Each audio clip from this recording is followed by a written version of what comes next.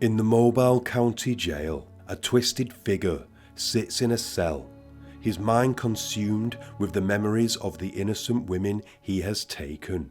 He whispers to himself with a sinister tone in his voice. 1, 2, 3. She was carrying a child. 4. But the true number of victims is buried deep in his mind, a dark secret. 5, 6, 7, he murmurs, his eyes cold and empty. He raises his hand, fingers spread wide, relishing in the memories of the lives he has taken. Let's start with this one, he says, pointing to his index finger. The memory of his first murder still etched in his mind. A reminder of the despicable human being Gerald Patrick Lewis truly is.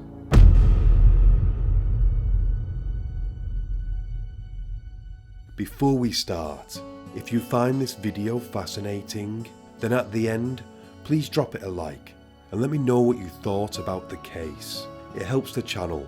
Also, don't forget to subscribe for more and hit the bell notification.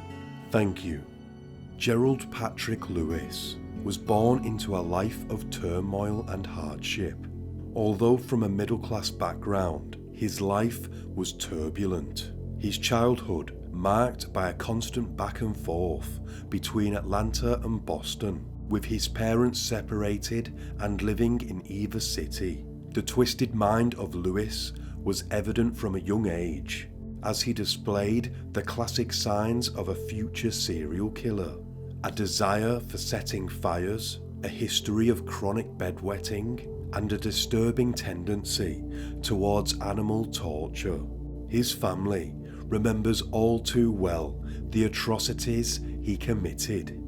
At the tender age of 4, Lewis was alone playing with matches downstairs whilst his family slept, when screams echoed through the house. It was Lewis who had dropped a match on his own pajamas, setting himself ablaze and leaving scars that would mark him for the rest of his life.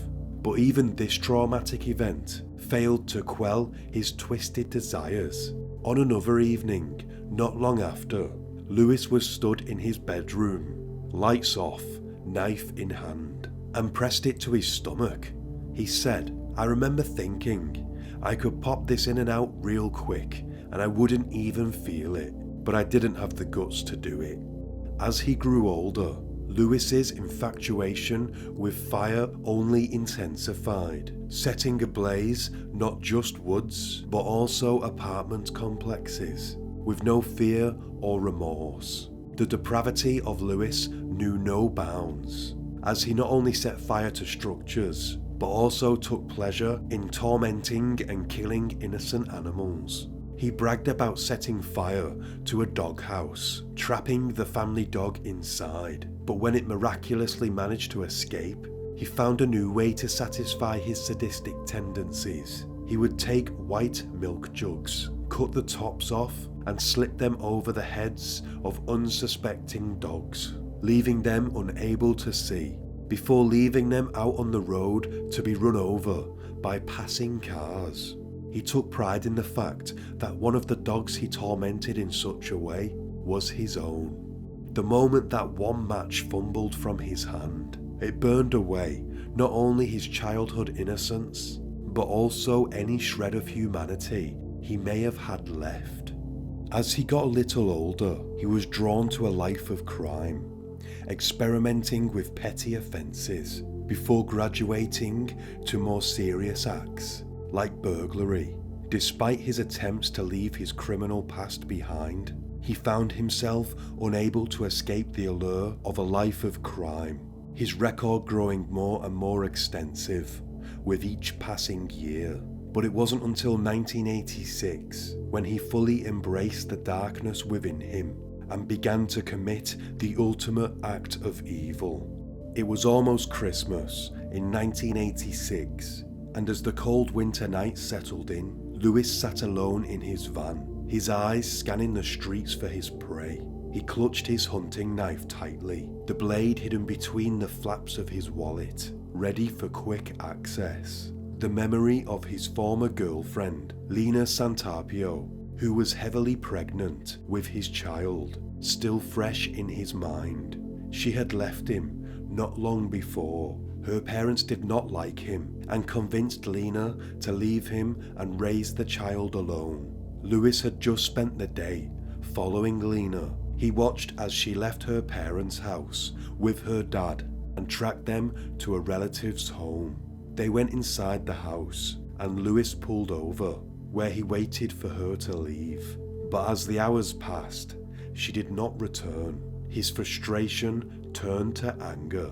The holiday decorations that adorned the town only served to fuel his hatred for the festive season. As he navigated the icy roads, the weak headlights of his van struggled to illuminate the way. The snow fell heavily as he made his way to the town square, his thoughts consumed with Lena and the child he had been denied. It was there that he spotted her, or at least someone who resembled her, a young woman with the same brown hair and dark eyes as Lena, walking along the roadside. He slowed his van, his heart leaping at the possibility that it was her. But as she turned her face to him, he realized it was not. It was just another lost soul, caught in the same web of despair he was. "You're looking for a ride," he said. "Yeah, you looking for a girl?" she replied. She was a street worker. He pulled over, and as she climbed into the van, he pressed play on the tape deck, filling the air with Holding Back the Years by Simply Red, the song that had once been his and Lena's song, now just a cruel reminder of what he had lost. As he drove, he sang along, his voice cold and empty, as he plotted his next move. He watched the woman as she trembled. Her nerves were betraying her. She was simply creeped out by Lewis, but it only made him more anxious. So he quickly unsheathed the knife with his right hand and pressed the blade against her neck, forcing her head down between her knees. He pinned her left hand under his thigh, making sure she wouldn't reach the gear shift. She let out a soft cry as he drove for 15 miles, finally stopping behind a gravel pit. He ordered her out of the van and they walked into the woods. She pleaded with him, but he took what he wanted from her screams echoing through the trees during the ordeal. When he was done, he silenced her permanently. He strangled her, and then he forced himself on her remains.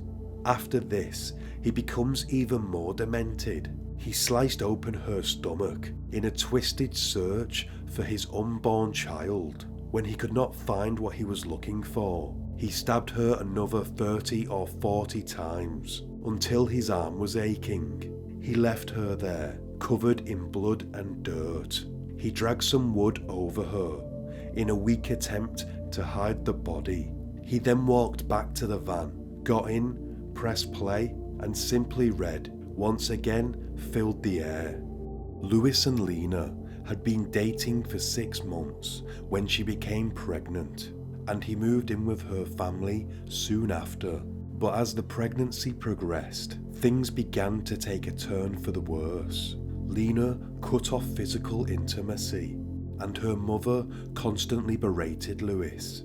Lena was also pregnant with twins, but one of them died in the womb, and this further sent Lewis on a downward spiral.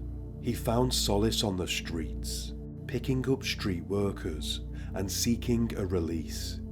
It was an August night in 1986, 5 months before his first killing, when his desperation led to a heinous act. He saw a woman sitting outside a pizza parlor where she worked and offered her a ride, but she declined. Later that evening, he passed the same place and she was still there. So he asked again, "Sure you don't need a ride?" "Maybe I do," she responded. But when she got into the van, he came out with the knife almost instantly. "Don't fight me," he told the 23-year-old woman. "I've done this before." He drove her to a secluded, fenced-in parking lot and brutally forced himself on her. After he was done, the woman fled and reported the attack to the police. Lewis was caught but served just 2 months in jail. He said, "I learned my lesson." Whilst in prison, he was desperate to know one thing, which had been eating him up for some time: whether the remaining twin was a boy or a girl. From prison, he would write Lena, called her via collect call because he had no money, but Lena never replied. The harassing was daily, and Lena's parents were saying they would soon have to take some action.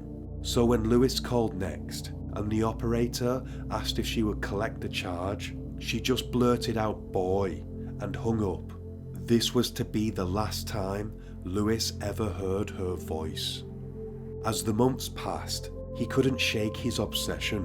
Lena, heavily pregnant, became the focus of his twisted desires. He lingered in the shadows, always watching, waiting for the perfect moment to strike. One night, he made his move. Her car, something he knew she cherished, was set ablaze in the dead of the night, the flames illuminating the terror on her face as she and her family fled their home. The police may have been unable to prove his involvement, but he knew the truth, reveling in the power he held over her. He watched her from the bushes as she and her family witnessed her beloved car go up in smoke.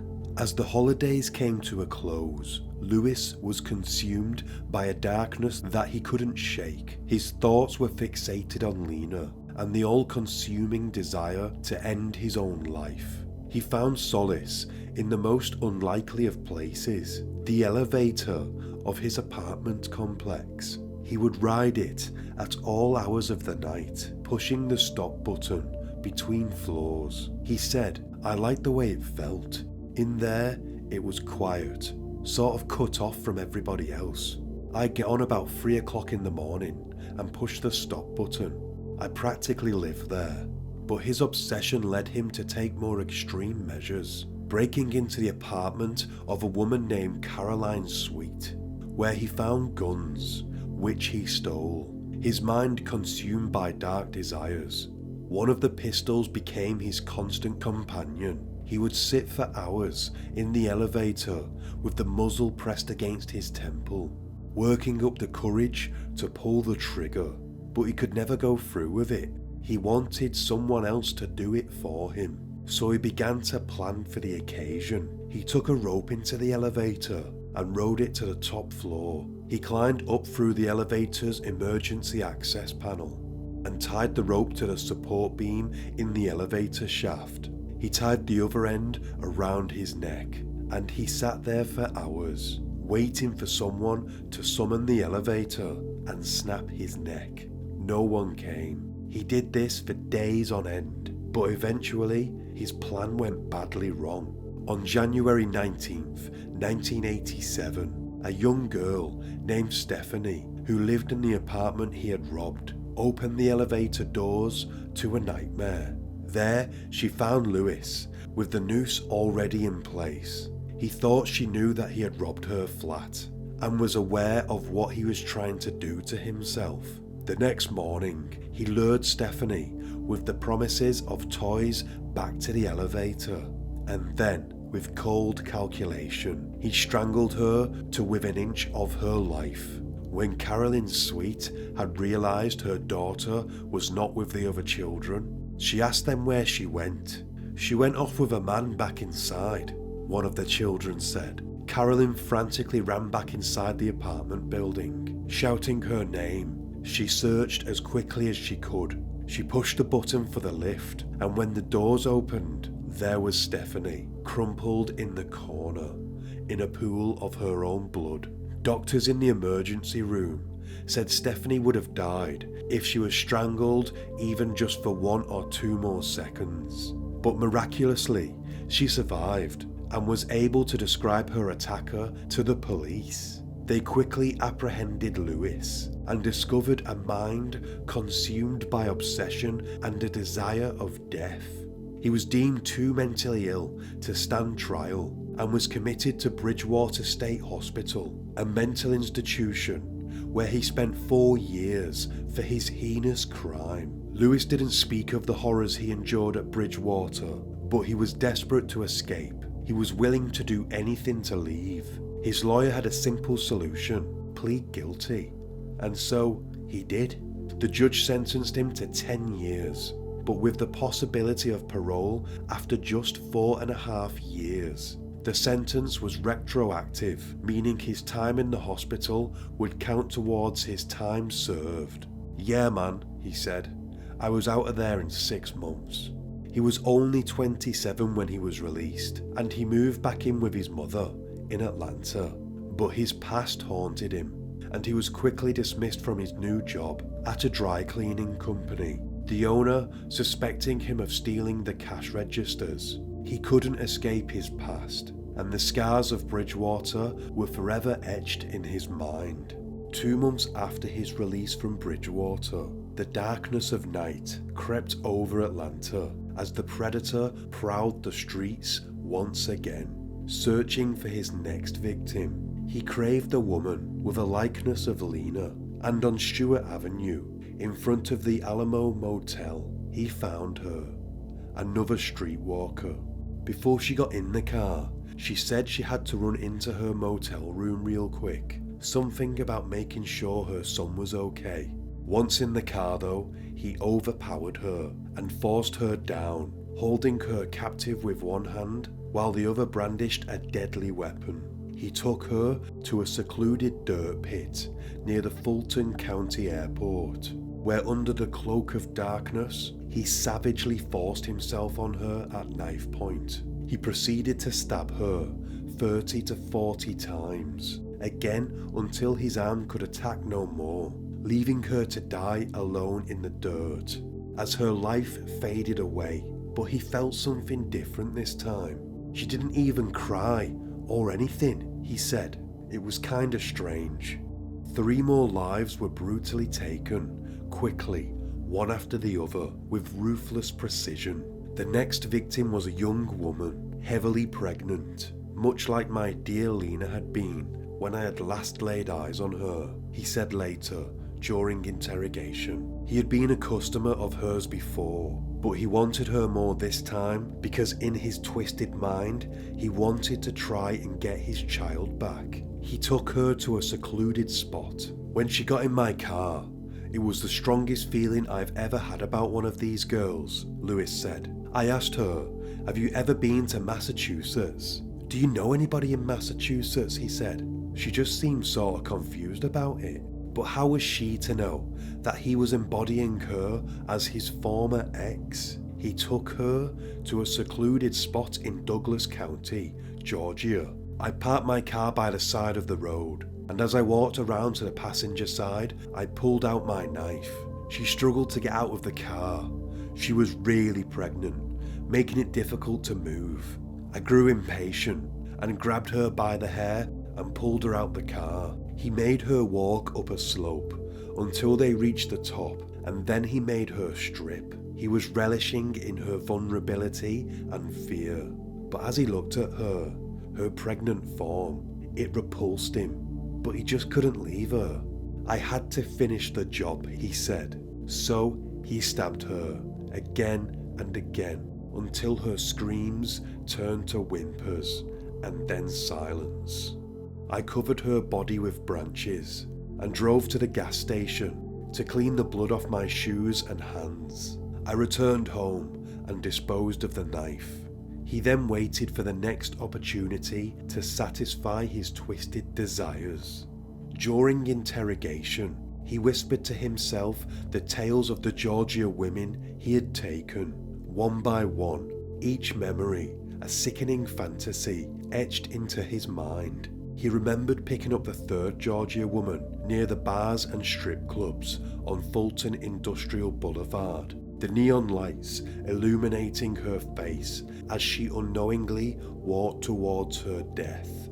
He drove her down Fulton Industrial a couple of miles until he found the perfect secluded spot. The knife glinted in the moonlight as he took her just a few feet into the woods, where he would have his way with her before ending her life, again with 30 to 40 stab wounds. The fourth Georgia killing was no different. Another woman picked up in the same spot, another body left to rot in the woods. He could only recall the name of one of his victims, Angela, the second one he had killed. But the others, they were just faceless names to him now.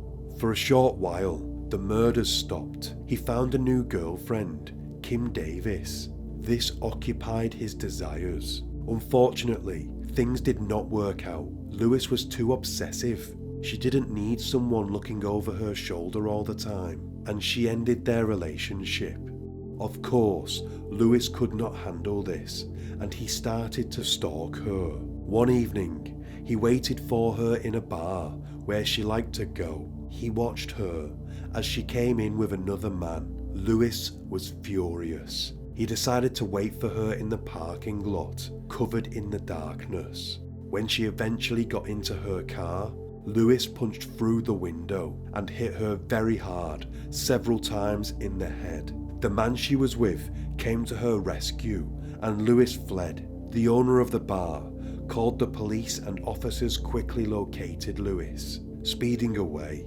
He was being chased by multiple patrol cars, and eventually he lost control of his. With his car now stopped, police drew their guns and Lewis simply raised his hands and awaited arrest. Inside the car, officers found some sinister items, including a large blade with a serrated edge, burglary kit, pliers, screwdriver, and a foot-long steel pipe wrapped in duct tape. This landed Lewis another stretch in prison of 10 years, but in less than 4 years he was released. He was 32 and had again moved back in with his mother, but it wasn't long before he was back up to his old tricks. He started picking up street workers again. Lewis checked into a motel on the causeway over Mobile Bay and registered under a name chosen at random from the phone book. As the darkness descended, he began to make calls to escort services listed in the yellow pages, searching for a blonde girl to satisfy his twisted desires. Eventually, after some time, a woman called at his room. She described herself as a 5'4", 100-pound brunette. He instructed her to come over, but before she arrived, Lewis set up his motel, ready for murder. He placed a rope on the floor, behind the bed, and a knife behind the headboard, ready to draw quickly on his unsuspecting victim. The woman who came to the door was called Misty McGugin. Lewis gave her $150 for physical intimacy, but as they engaged in the act, she reminded him of Lena, and he snapped. "You've got to get out of here," he told her, but she did not take his advice, and that turned out to be deadly. She asked him why and put her hand on his back. He quickly jumped to his feet, turned around and began hitting her and choking her as she pleaded for her life. He stabbed her repeatedly until she lay motionless on the bed. He then wrapped her bloodied body in plastic tarp and placed her in the back of his truck. He drove 12 miles down a lonely stretch with little traffic. Then he stopped. He dragged her body about 50 feet from the road to have physical intercourse with her corpse. Unable to resist the sick urge, he wanted to be close to her once more. He took her purse, her ponytail holder, and took the money he'd given her earlier at the motel. On his way to his mother's house, he threw out the purse along a wooded area and tossed the knife off a bridge in an attempt to cover his tracks. In the attic of his mother's house, he kept what would be his trophy room, with mementos from each of his killings on a plywood altar. As Lewis descended deeper into the abyss of addiction, he indulged in the vice of streetwalkers and drowning his sorrows in drink. On a day that should have been a celebration for his son's birthday, January 16th, Lewis embarked on a self-destructive binge that would consume him for months to come. He did this every year. I wonder what could have been if he had ever known his son. Probably nothing good would have came of it, but I do wonder. Concealing his depravity from his mother, he would sneak out at night, lugging trash bags filled with empty cans and bottles. And it was not until April, when his inevitable end came in the form of his final arrest, that the true extent of his descent was finally revealed. The next thing I am going to read is a confession he wrote to one of his pen pals whilst in prison. It is about his next murder of a woman named Kathleen Bracken. It is at least based in truth, but this will very much be his version of events. Before we read it, I want to say thank you to the people at Serial Killer Central, a Facebook page who suggested this case and gave me access to this letter. If you are on Facebook, go check them out. Thank you. It happened at a place called Twilight Motel. That's been my nickname since I was caught. Twilight. This place was a dump. There was a bar in front of the rooms in the back. A lot of streetwalkers hung out there. You could drive around the place, and the girls stood in front of the room doors if they were available. Well, that night I had no luck at all, finding anyone all along that strip where the streetwalkers hang out, and I looked everywhere, but no one was around at that time. So I pulled in front of the bar and finished my beer before I went in. While I'm sitting there, this girl comes out. Her name is Kathleen Bracken. She looked good as hell. Nice ass, small breasts, about 5'8" but slim. Long brown hair, but she had a big nose. But I'm pretty drunk, and I just want to get laid. I'm not really thinking about killing. I just want some action. So she sees me and comes out and asks me why I'm just sitting out here in the parking lot. I told her I was going in as soon as I finished my beer, and that I was looking for a girl. She said, well, you found one. Come back to my room. So I get out and we go back to her room. And then she's like, it'll be $100. I had the money, but I ain't paying this one $100. She wasn't that good looking. I figured I could find something else. And she got mad and started cursing me, so I left. I rode around and still there were no girls. I go back to Kat's room. There's a fat girl outside her room, and I asked if Kat was in there, and she said yeah, but she's busy. She asked if she could sit in my truck and wait, so I let her. I thought about taking her, but decided just to wait, to see if I could talk Kat into going down to $50. If not, I'd have the fat girl. She told me all the other girls were downtown because of the Easter weekend, and all the shrimp boats were in. I wasn't going downtown Mobile, because there were cops all over that place, and they have cameras on poles all along the street. So this fat girl is real quiet, and I'm kinda looking over at her, and she just turned me off. Ugly, and she smelled funny too. So I decided if I can't get Kat down to 50, I'll go to Solomon's. It's a gay bar. Besides, I could get laid there for free. After a while, some guy comes out of Kat's room, and Kat stands in the doorway, butt naked. She looked real good in clothes, but naked, she looked old and worn out. She sees me and asks me if I changed my mind, and she tells the fat chick that I'm the one she was telling her about, how she cussed me out. So we all go into the room and close the door, because there's guys in the parking lot yelling at her because she's naked. Kat doesn't even cover up. Her and the fat girl talk about getting something to eat, and she leaves. I tried to talk Kat down, but she wouldn't do it. So I turn to leave, and this bee hits me in the back of my head, then kicks me and starts slapping on me. So I turn around and push her off me, and the bee bit my finger. So with my other hand, I grab her neck and squeeze her Adam's apple. I felt it crunch as my fingers pulled it to the side of her neck. She lets go of my finger, and I put that hand on her neck too, and choke her out, and throw her on the bed. My finger hurts like hell, but it's not bleeding. She starts to wake up a little bit, so I get on the bed and straddle her, and punch her in the face real hard. It knocked her out. I'm looking down at her naked body under me. I'm hard, so I say F it. There's a rubber on the nightstand. I get it and spread her legs apart with my knees and put the rubber on. Her lips are open. I can see pink, and I ain't even touched her yet, so I stick myself in her, and it goes in real easy. I start to F her, and she starts to move around a little bit. She's coming to, so I start choking her with both hands. I'm leaning up on my arms, and the full weight of my body is against her neck as I F her. Her hands try to grab mine and pull them away. The whole time her eyes are open, and she's looking at me as I choke her and F her. It didn't take long because I was pretty turned on. I get off her and she's out, but her eyes are still open. So I pull the rubber off and look for something to put it in, because I'm going to take that with me. And there on the floor is a crumpled up $100 bill and a plastic bag with a 6-pack of bud in it. I guess the money was from the other guy, and I'm thinking that sucker gave this B $100. So I pocket the money and put the rubber in with the beer. Then I look at her lying there on the bed, naked, with her legs spread wide open and her eyes looking up.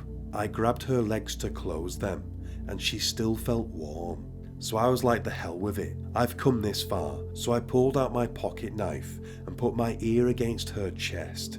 I can hear her heart beating slow. So I put the knife over her heart as I keep one ear against her and push the knife in her chest. There's hardly any blood, because I hear that it all goes into the chest cavity. So I move the knife around with the blade inside of her. I pull it out and stab her again and again, each time moving the handle around. Then I heard one loud heartbeat, and then it got even slower. So I listen as I move the knife around, and her heart beat about 10 times more, each time getting slower in between, and then it stopped. I looked at her face, and her eyes are still open, so I pull the knife out and wipe it against her side to get the blood off. First one side and then the other, and it cut her skin, but it didn't bleed. So I sat on the edge of the bed, and I just dragged the knife against her skin, leaving cuts that didn't bleed. A few filled with a little blood, but not enough for it to flow. Just a little. I cut her face, her neck, chest, breasts, stomach and legs. Then I remembered the fat chick that left to get some food. I'd forgotten about her, so I started to roll Kat's body in a sheet. My truck was right outside the door, so I was going to throw her in the back, but I look out the window and there's a few people sitting there on their car hoods, drinking. So I don't know when the fat girl is coming back, so I grab the bag with the beer and the rubber and leave. I made sure I had wiped everything I'd touched. I left behind a cigarette butt. They got the DNA off that later. When I was cutting her skin, it wasn't going deep. I didn't put much pressure against the blade. The cuts only opened about 1/4 of an inch if that. But anyway, I left, went down the road, and that's when I picked up Lisa, the little blonde. Looking back now, there's a lot of things I should have done different that night and the next day. Later on, during discovery motions in court for this murder, I found out that the fat girl had come back to the room.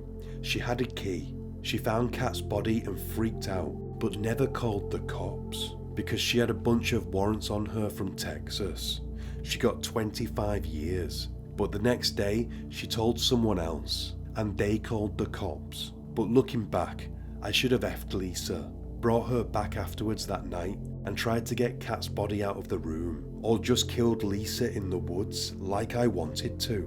But like I told you, she was good, real good, and I felt weak and let her go. But I really wanted to F her some more. I made a lot of stupid mistakes then. Hell, I went 12 years without a single mistake. I really should have known better, but I can't go back now. With the blood of his last victim still fresh on his hands, Lewis set out in search of someone else's life to end. He found her at the Crest Motel. Her name was Lisa. He took her to his mother's house, where he enticed her with the promise of substances, and he indulged in his twisted desires. But as they lay in bed, the memory of the previous night's kill still lingered in his mind. He couldn't shake off the feeling of being watched, and the thought of not disposing of the body properly, like he had done with the others, was eating away at him. He knew that the police were probably closing in on him, and the red truck he drove would easily give him away. But as Easter morning dawned, he couldn't resist the urge to claim another victim. He took Lisa to a secluded dirt road, where he intended to take her life. But as he stood there, knife in hand, he said, "She had sort of lightish brown blonde hair. It just wasn't doing much for me, so I let her go." He let her go most likely because he felt bad that he might soon get caught. He knew he had messed the last murder up. Sure enough, the police were closing in on him. They soon questioned Lisa, who told them she was with a guy who had a red truck and told them where he lived. And it was only a matter of time before they knocked on his mother's door. And when they did, he confessed to his heinous crimes quickly. He relished in the opportunity to boast about the two dead women in Georgia, Misty McGugin and Kathleen Bracken, as well as the others, who he couldn't even remember the name of, whose lives he had taken without a second thought. He was soon in prison. Whilst in there, the stench of death and decay clung to Lewis, both physically and mentally. His unkempt appearance reeked of neglect and apathy, and his skin pale and bloated. His once striking green eyes were now sunken deep into their sockets. He had truly given up on life. He said, "I want to go to court and lose. I don't want to spend the rest of my life in here. I want to die. I thought about killing myself, but I just can't do it." Gerald Patrick Lewis, a cold-blooded killer, when brought before the court, unashamedly pleaded guilty to a litany of heinous crimes, including malice murder, felony murder, aggravated battery, kidnapping with bodily injury, and even the murder of an unborn child. Though he was given a life sentence without the possibility of parole for the merciless slaying of Kathleen Bracken, the jury saw it fit to impose the ultimate punishment and sentenced Lewis to death for the brutal murder of Misty McGugin in 2003. It was also revealed during the trial that Lewis had confessed to taking the lives of not just these two women, but also Peggy Grimes and other unnamed streetwalkers in Georgia. Lewis spent his final days rotting away on death row before finally succumbing to his fate on July 25th, 2009, when he died suddenly. That's all we got time for in this episode. Until next time, stay sane.